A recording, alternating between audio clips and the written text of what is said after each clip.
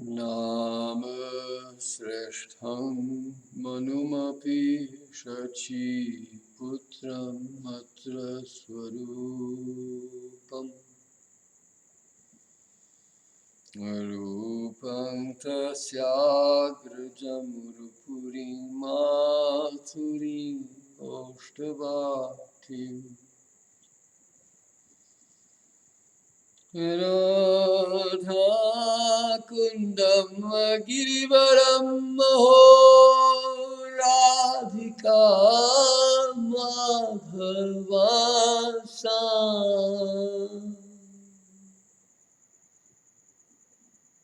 Prapto yasya pratita kripaya sri Guru tam natusmi.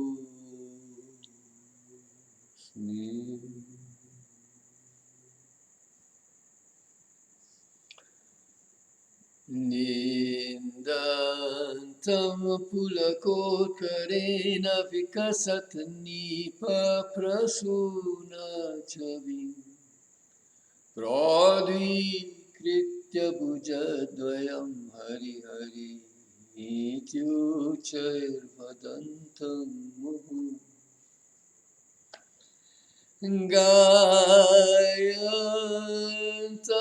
galadasru nirjarachayai sinchantamurvitalam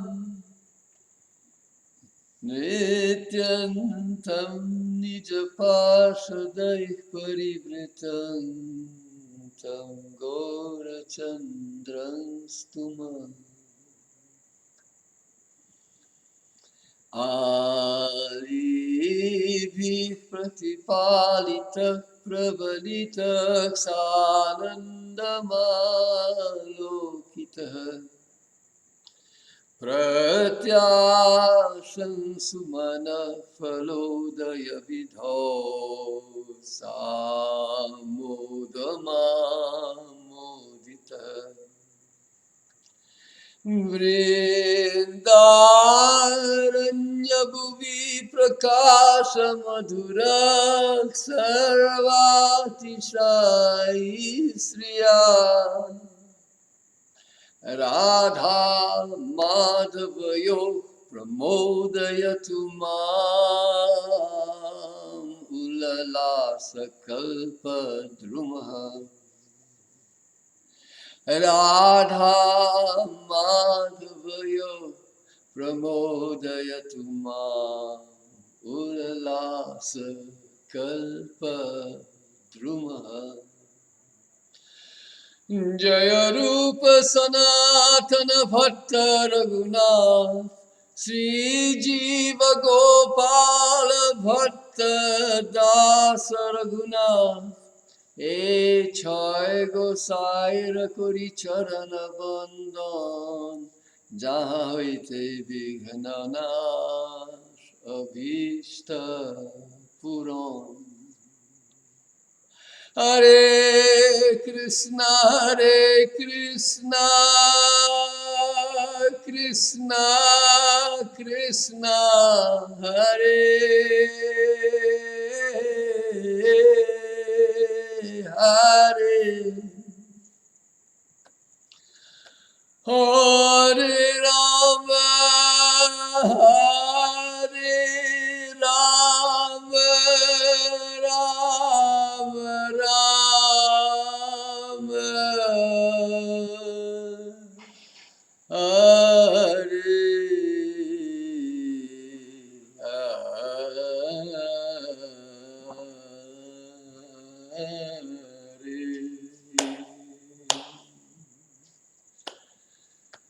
Hare.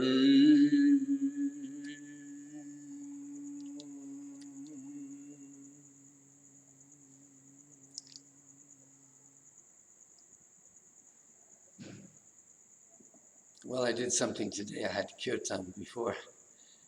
I did a little video of a kirtan before, so my mood was a bit different. But I like it We had kirtan upstairs also. I was in kirtan, so I was inspired for kirtan. So I think I'll do a bit more of it. Anyway, the more I enjoy, I'm sure the more you'll enjoy also. So we're at Priti Sandarbha. We're still on the 7th. We're now in another long anuched. So now what's this long anuched about? Well, let's start with the idea that seeing Krishna. Now we've just been told, now we have been told, we have been warned that to see Krishna without priti is like not seeing him. Right? Your ability to perceive Krishna's attributes is a function of your priti, and your capacity to enjoy Krishna's qualities and his beauty and so on. All of that comes through priti. So he's already talked about that. But now he's going to talk about it again a little bit more. He's going to talk about what are the different qualities that you need in order to see Krishna. Right? Okay, so now he's stated, he's gone through a long rigmarole now. He started out with what's happiness. Right? So we promised that all purusharthas are about one of two things. Either they're about seeking happiness or getting rid of misery. But bhakti, the param purushartha, the supreme goal of life, has to do the best job possible. That's the challenge. So all the different religions are actually engaged in competition of who can do the best job of giving your life total meaning. Right? So that's called the paramartha. The artha means meaning, so the paramartha. What's the paramartha? The parama purushartha. What is the supreme goal of human life? It's to get happiness. It sounds very selfish, doesn't it? Well, it's assumed that right behaviors will be rewarded with happiness, and bad behaviors will be rewarded with suffering. But leaving aside all the preamble, because we went from that happiness to saying that the supreme happiness is in actually encountering the supreme absolute truth, the sakshatkara, direct perception. So direct perception of God, that is the param purushartha, because there's nothing that can be a greater happiness than encountering God directly. So now, we're not going to get into the fine details right now of what it means to encounter God. But certainly that's going to be a big topic. So here we're getting what's going on now. We're getting a lot of what we're going to hear is stuff that's been told in the realm of the Bhagavata's stories. So we have to enter into that universe of the Bhagavata stories in what comes, because it's about the avatar. Right? The avatar. People see Krishna when he's present in this world. Right? But when he's not present in this world, then how do people, the highest perfection is being said to be sight. Well, it's going to come. The idea that to see Krishna is the highest goal of life. There were a lot of people who saw Krishna who didn't seem to get very much out of it, who didn't seem to think that Krishna was all that great, right? There were people who didn't like him. There were people who were his enemies. There were people who tried to, fight against him, to kill him. So that was in the world. of Krishna. Anyway, so if everybody was supposedly who saw Krishna had reached the ultimate goal of life, well then what would that mean? That when God is incarnate in this world, people see him, they don't see him, they don't recognize him. So what's that all about, right? So then now he's going to have to categorize all those people. So where does he start, right? So now the first thing was, again, that there are two kinds of sakshatkara, inner sakshatkara and external sakshatkara.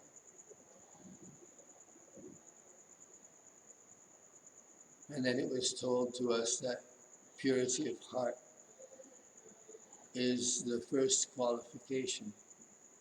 So once heart is pure, then God appears like the sun, like a flame reflected in the mirror of the heart.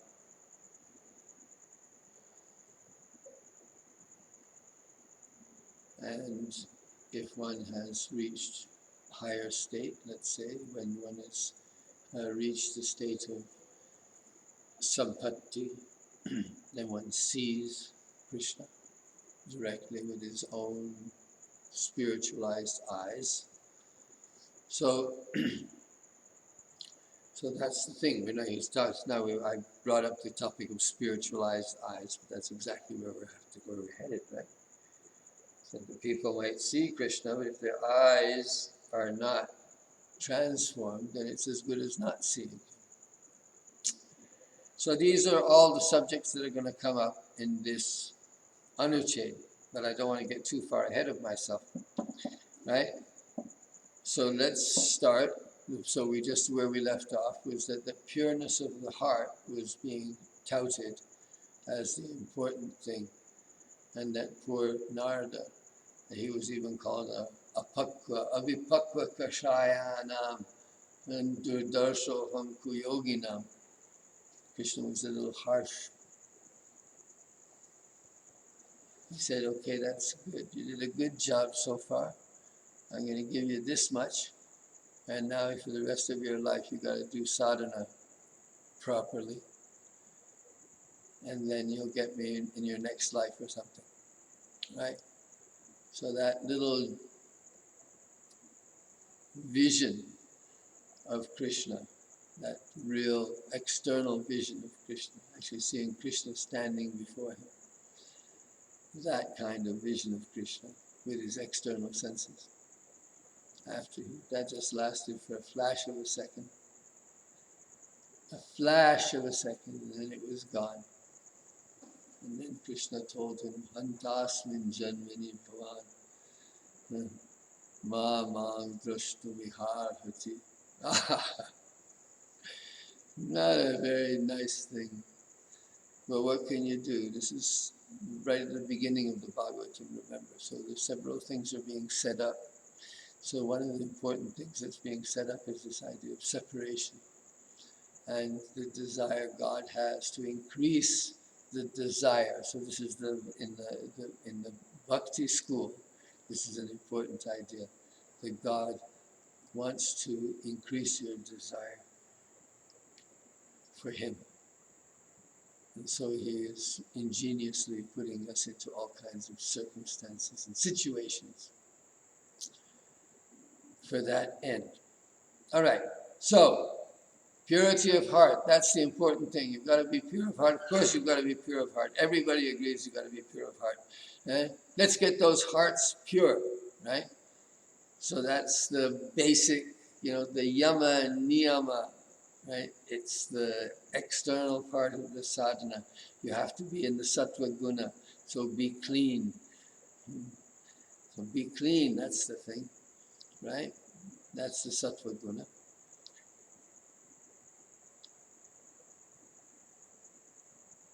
Don't go, one of the verses that we read in the previous reading was about don't go, the tamo guhayam, nakadapi avishat, that never entered the darkness, the cave of darkness. never entered the cave of darkness, then what hope is there for us? So, he goes on now. His heart must be pure, so be good children. Be good children. Don't mess up your minds with stealing and other kinds of nasty business. Be an honest person and chant the holy names. There's a basic instruction. Grihe tako mane tako surahudi bole dako. Right, purity of heart. So, be clean. But is that all there is to it? No, that is not all there is to it. So he says, na kevalaṁ śuddha-cittatvam yogyatā. So yogyatā means qualification. So na kevalaṁ, not only śuddha-cittatvam. It's not only purity of heart alone that makes up a person's qualification to see Krishna. Kim tarhi, what then? All right, so now here's one of Jiva Goswami's famous compounds. Whenever he's talking about the Chit Shakti, whenever he's talking about this crossing over from the transcendental realm to the material realm, there's something that's happening that makes it possible for us materially conditioned, ever conditioned souls to somehow or another see God. What is necessary? What are the tools necessary? What is the sadhana necessary to achieve such an end? To actually see God. What must be done? King tarhi.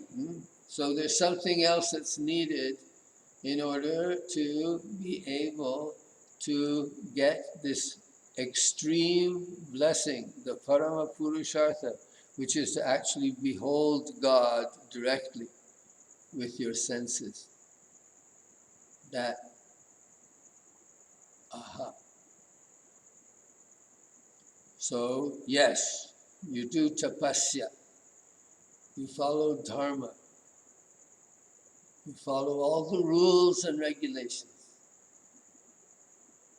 But that's not enough, right?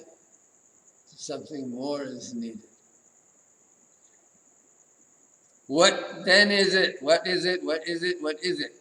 So, tad bhakti vishesha avishkrita tad ichamaya tadiya sva-bhṛtyān shakti prakāśa eva mūla-rūpā sa yat-prakāśena tadapi niḥśeṣaṁ sidhyati.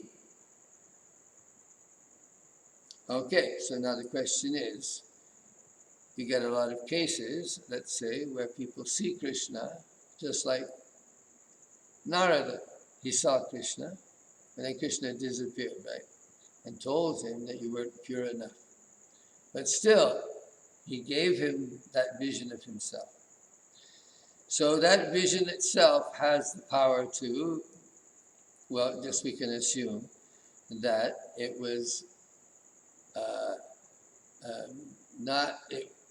he still needed to do some more sadhana. It was not a full 100% all-in-all vision.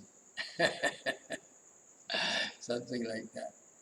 He still had apakva-kṣayaḥ, durdarshoham kuyoginam. Right? You won't see me again in this lifetime. So what was needed here? So listen. Tad bhakti vishesha avishkrita tad ichha maya tadiya swa-prakāśata shakti prakāśa eva mūla-rūpā sa. Now sa means yogyatā. So what is yogyatā? Well, the yogyatā It was śuddha-cittata, yes. But the mūla-rūpā, the very basis, the very heart, the very core, the very root form of qualification is what? Well, it is prakāśa. So prakāśa is a kind of a gyan, right? The revelation. So it is the revelation of what? That sva-bhṛtyān shakti. So it's the manifestation of the energy that God has to reveal himself. God has a power to reveal himself, right? And that energy is either turned on or turned off, right?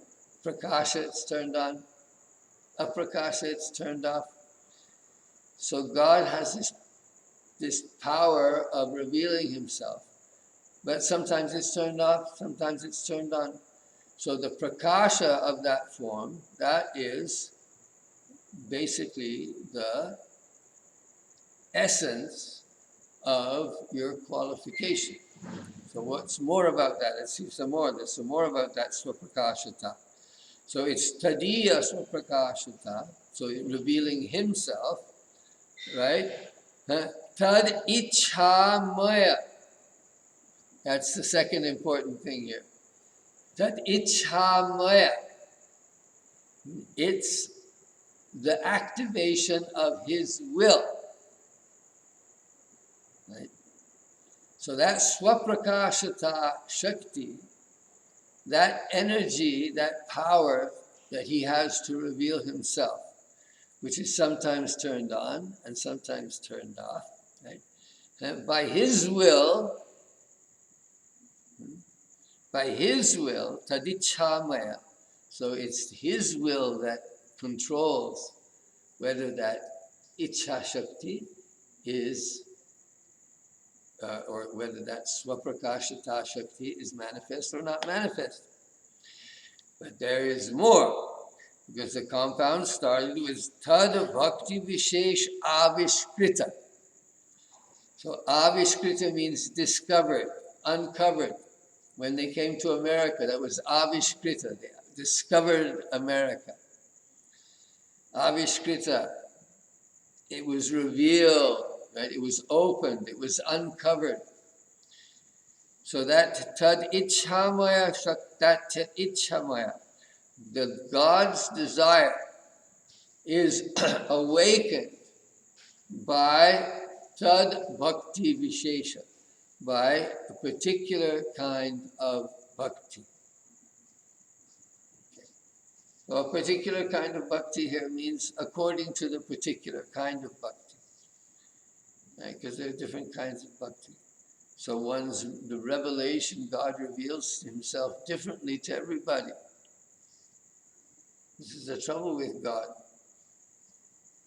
He does, even when the rules are very strict that God must be like this, even then people have a way of finding things about God that are different for them. So here we have God who appears as a child, or God who appears as a friend, or God who appears as a beloved. All these different ways that the devotees out of loving Radha and Krishna have come up with of how can we please, how can we enter into that world of bliss and joy that is your eternal realm. So the essence of qualification is to have the light go on, and God, power of self-revelation, is illuminated by his will, and that will has been awakened or has been uncovered through bhakti, through a particular kind of bhakti. So that's a chain, right? It comes the other way. So it starts with the bhakti. Right? Sorry, we already had that one. Bhakti anugrihita chittam. Right? The bhakti yoga anugrihitam chittam. We already had that discussion. So here he's just coming and saying it again. But this time he's emphasizing this part of it rather than the purification of heart part of it. Because here also he says immediately afterwards, right? Yat-prakāśena tadapi niḥśeṣaṁ sidhyati. Because when this light goes on, then any flaws or any anarthas that still remain, as if it were possible, but yes, it is possible. The anarthas seem to have no end because the anarthas help us to. The anarthas are really the vipadas. Vipada santutaha shashwat tatra jagad guru. There's another one, right? Bhavato darshanam yat syat apunar bhava-darshanam. So there's one for this. So let there be vipadas. Let us have trouble. Let us face difficulties, whether they're external difficulties or internal difficulties or subtle difficulties, whatever. Let us be learning forever. Let us go to the eternal universe of learning about God, of learning about love, of learning about what purity of the heart means. So he's saying here that yat-prakāśena tadapi niḥśeṣaṁ sidhyati. This purification of the heart for a devotee, if he sees Krishna after many, many lifetimes of penance and suffering until his heart padarthan nṭṇām darshanān marmahataṁ karotu vā yathā tathā vidadātu lamphato mat prahlādastu sa eva na parah.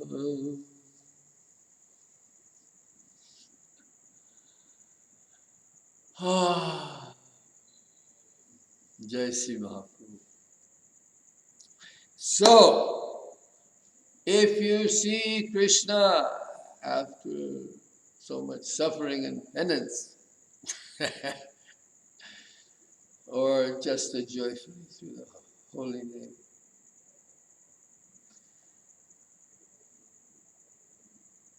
all the impurities, whatever impurities are left, they no longer count. Therefore not. Yathā antaḥ-sākṣātkāre bhidyate hṛdaya-granthir chidhyante sarva-saṅṣayaḥ kṣiyante chasya karmāni drishtā-evatmanīśvare. We've seen this before, so it's already a good verse. He's already used it a couple of times. Bhidyate hṛdaya. This is a verse because this is a great verse because, you get these occasions when the Bhagavatam or the Gita quotes from the Upanishads. And this is a quote from the Upanishad.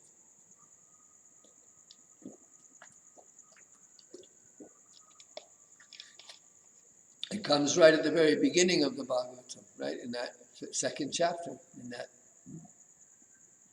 humdinger of an introductory chapter to the Bhagavatam. So he's promising what has been promised. He just changed the wording slightly at the end. But the basic idea is there, that all your ties, all those bonds that tie you to the sufferings of this world, all your doubts that you have allowed to live with you through all these years, in which they will all be put to rest. How much suffering we get from our doubts. And kṣiyante chasya karmani, and whatever karmic bonds he has, his connections to them are severed. Drishta-evatmanishvare, when one has seen God within himself. That's antaḥ-sākṣātkāre. It's a great verse. Bhidyate hṛdaya-granthir chidyante sarva-saṅṣayāh. Repeat after me. Vidyate hṛdaya-granthir chidyante sarva-saṅṣayāh kṣiyante chasya karmani drishta-evatmanishvare. Great. So tathā bahiḥ-sākṣātkāre'pi śrī-saṅkarṣaṇaṁ prati citraketu-vākye. So now this is for external sakshatkar. This Saṅkarṣaṇ here is saying this verse. Okay, we'll come to that. We'll do the translation first. But it is not only purity of heart that makes one eligible for bhagavat-sākṣātkāra. Then what is? Indeed, the very root of eligibility is the manifestation of Bhagavann's power of self-revelation, which is in the form of his will and made to appear by the loving devotion to him, by loving devotion to him, by the particular kind of loving devotion to him. By its manifestation, complete purity of the heart is also achieved. That's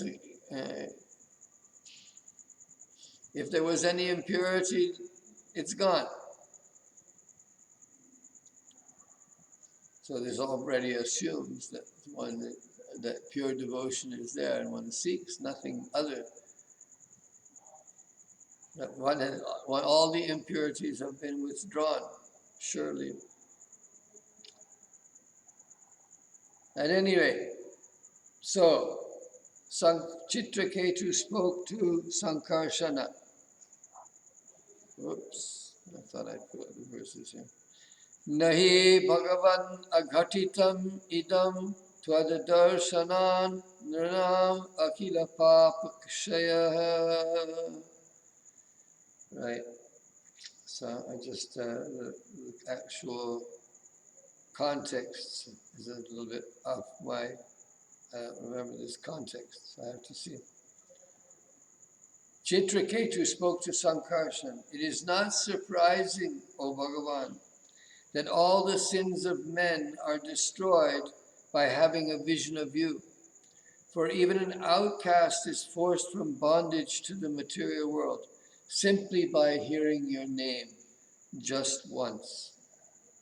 So just by hearing Krishna's name, you become purified from all sin. That's the promise. You can't commit so many sins. They can't be purified by just chanting the holy name. So just get better at it. That's all. If you have to keep on, atoning for sin, it gets tiresome. So just don't commit sin.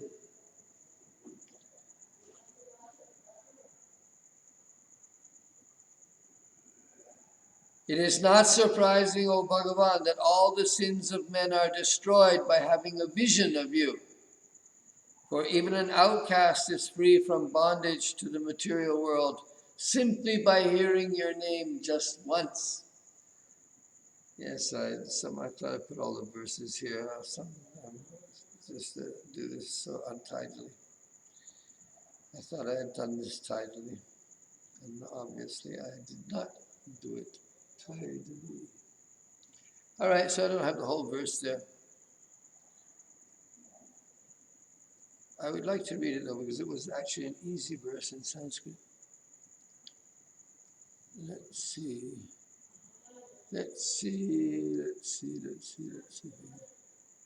I don't want to spend all my time looking for the darn thing. I guess.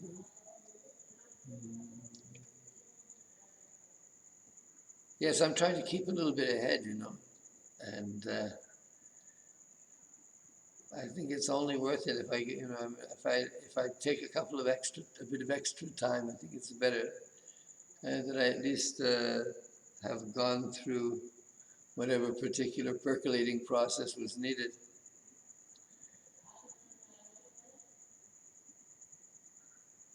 So, oh my Lord, I've gone through quite a bit here.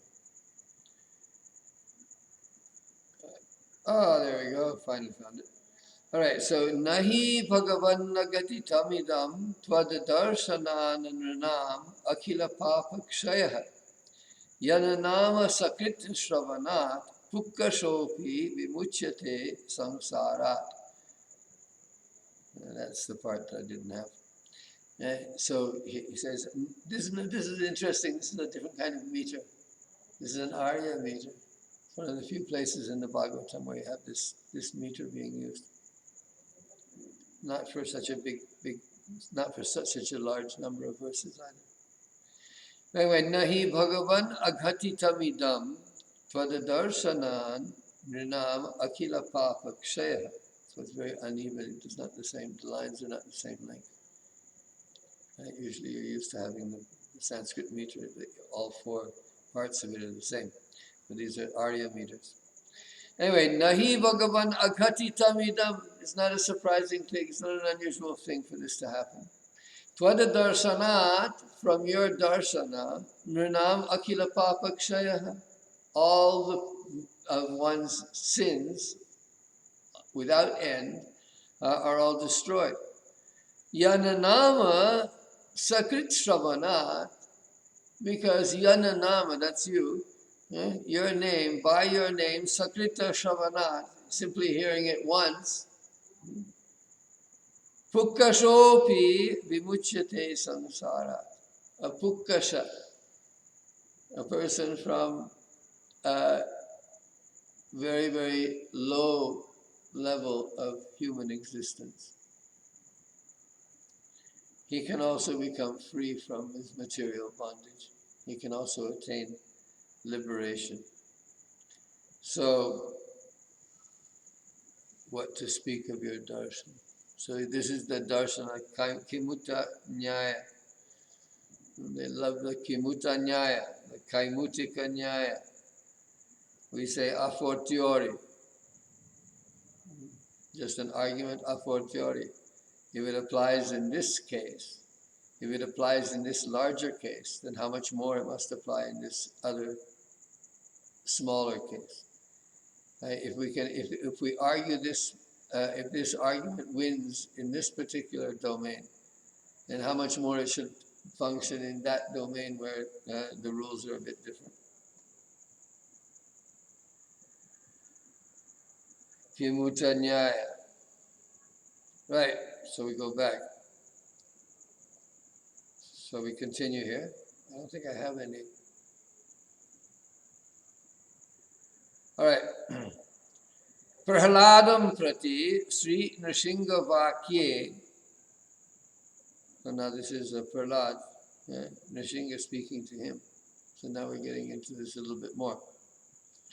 Mam aprīṇata āyushman darshanam durlabham hime drishtva magna punarjantur atmanam taptum arhati.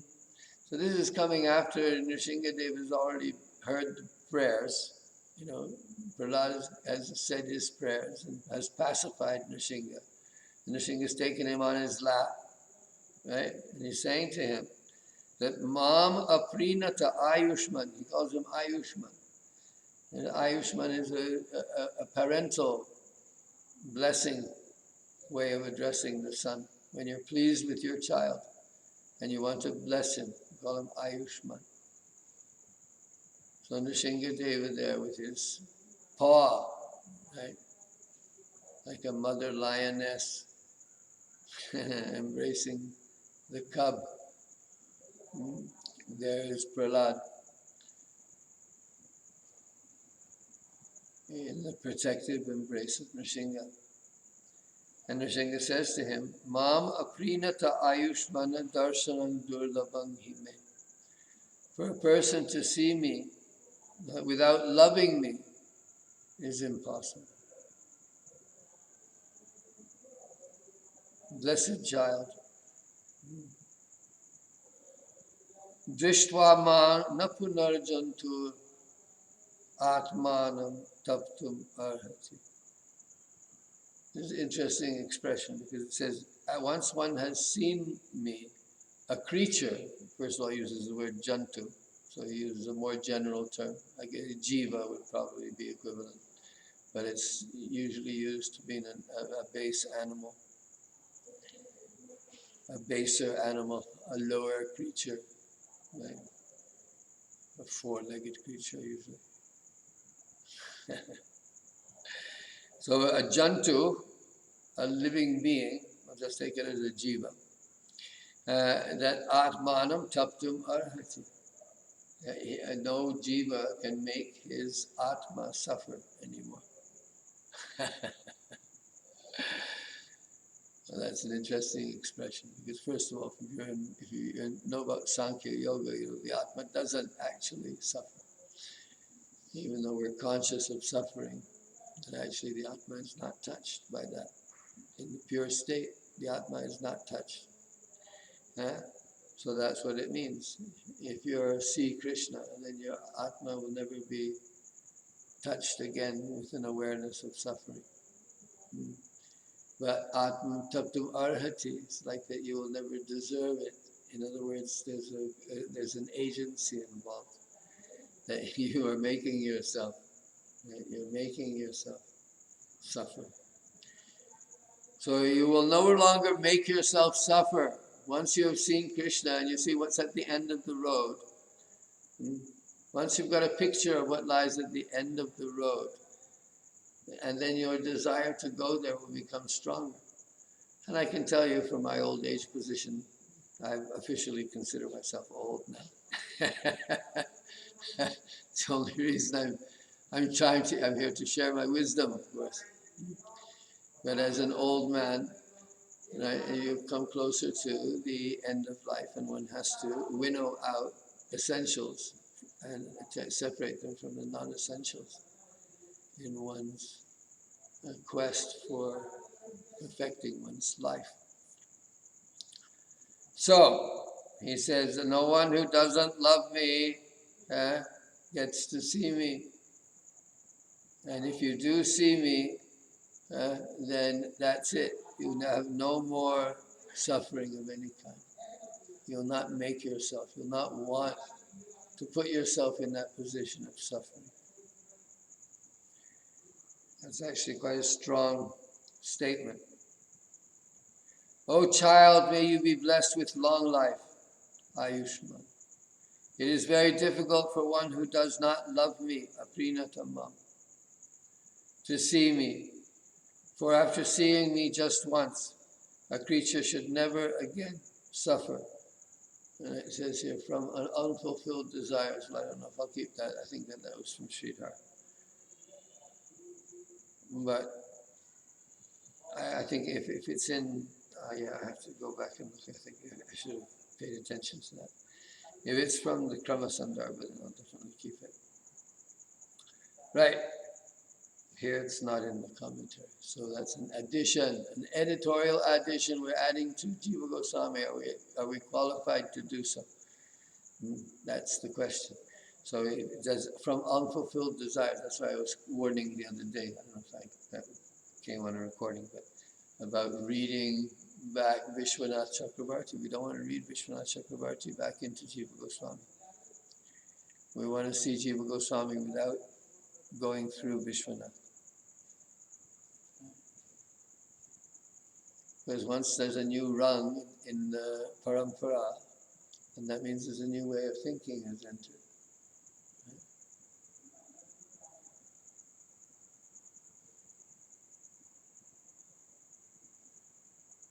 That applies I'm really thinking here in terms of Bhaktisiddhanta's parampara, Shiksha parampara. Each each position on that line represents a historical moment, and what the sampradaya basically pivoted towards the direction that was provided by that particular acharya. And of course, the exception to this starts with Bhaktivinoda Thakur and Bhaktisiddhanta Saraswati.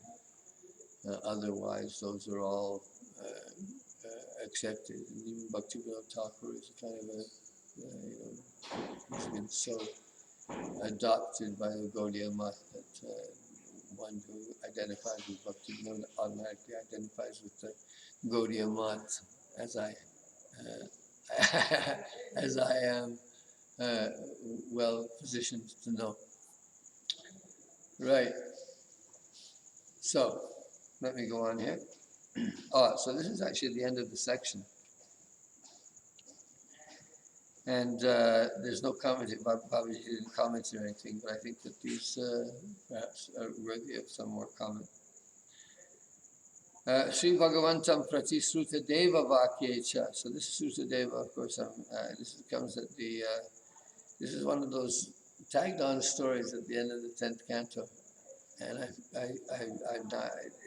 say I prepared for this class, and now here I'm unprepared because I didn't go and look at that story of Śrutadeva again to try to understand the context of this this verse. And it's actually, in fact, he's going to quote another verse in a couple of a little bit later on. He re-quotes this verse here again, right? He quoted again because Bhagavan says to. So this is Śrutadeva says to Bhagavan. So this is a prayer of the king Śrutadeva.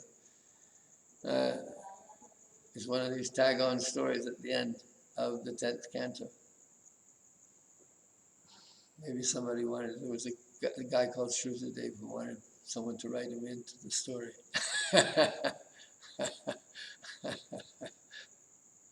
At any rate, Śrutadeva, let's say, is a minor character in the 10th canto. Nevertheless, here we are being given his example. He is saying to Bhagavan, to Krishna, Sa-tvang shadhi sva-bhṛtyān naha kim deva karavamahe. So it's like karavamahe. But I've seen karavamate, and I started changing it to karavamate. But I have to go and see, because I think in the Bhagavatam it does have karavamahe. But I think the karavamate makes more sense. And what shall we do for you? Yeah. You please instruct us. Shadhinaha. We are your bhrityas, your own servants. So tell us what we should do. What can we do for you? What must we do for you? What can we do for you? Right? What are we uniquely placed to be able to serve you at this moment in time? Etadanto nṛṇām klesho yad bhavan akshigochara. He uses that expression, akshigochara. You have appeared to our eyes. Etadanto nṛṇām klesho. So the kleshas, all the different causes of suffering. Whether you say the pancha kleshas or not, everybody likes the pancha kleshas.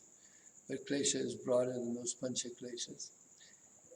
But those are good, 5 kleshas. It includes everything. So, etad anto nṛṇām klesho. So here, this is the end point of your suffering. The end point of all your sufferings, of all your kleshas, all your happiness and distress, all your raga and dvesha, your asmita, all of these things disappear. Etadanto nṛṇām klesho. So this is where it comes to an end. Yat bhavan akshigocharaha. Because you have become visible to the eyes. Right. So here you become visible to the eyes.